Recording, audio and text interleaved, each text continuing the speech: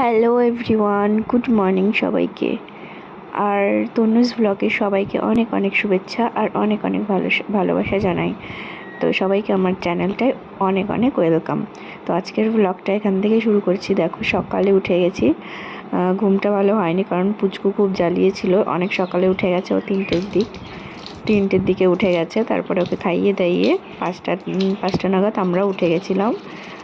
তো আমি এখন ব্রাশ করে নিচ্ছি আর পুচকুকে নিয়ে ওর বাবা একটু বেরিয়েছে, একটু ঘুরু ঘুরু করছিল। তারপরে দেখো, আমি ফ্রেশ হয়ে রান্নাঘরে এসেছি। তখন আমার পুচকু ঘুরে এসে ফুল নিয়ে এসছে আমার জন্য। তো সেই ফুলগুলো আমাকে দিচ্ছিল। সেই ফুলগুলো দেওয়ার পরে তারপরে খুব আনন্দ হয়েছে, নিজে তুলে নিয়ে এসছে, ওই জন্য খুব খুশি।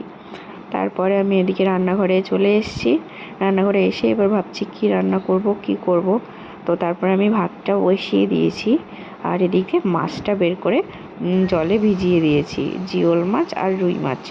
তারপরে এইদিকে দেখো, মাছ ভাজা স্টার্ট হয়ে গেছে আমার। এদিকে সবজি কেটে নিয়েছিলাম, উশি ভাজা করছি আর ঝিঙে দিয়ে মাছ দিয়ে ঝোল করব। এই প্রচণ্ড এত গরম পড়েছে না। তারপরে রান্না টান্না করে এসে দেখলাম পুচকু ঘুমিয়ে গেছে, কারণ অনেক সকালে উঠে গেছিলো, ওই জন্য পুচকু আবার ঘুমিয়ে গেছে। তারপর ওর পাশে শুয়ে আমারও খুব ঘুম পাচ্ছিল, চোখটা পুরো লাল হয়ে গেছিলো ঘুমের জন্য। তো আমিও তারপরে একটু ঘুমিয়ে নিয়েছিলাম। তারপর 9:30 নাগাদ উঠেছিলাম, পুচকু উঠে গেছিলো। এই দেখো, উঠে গেছে।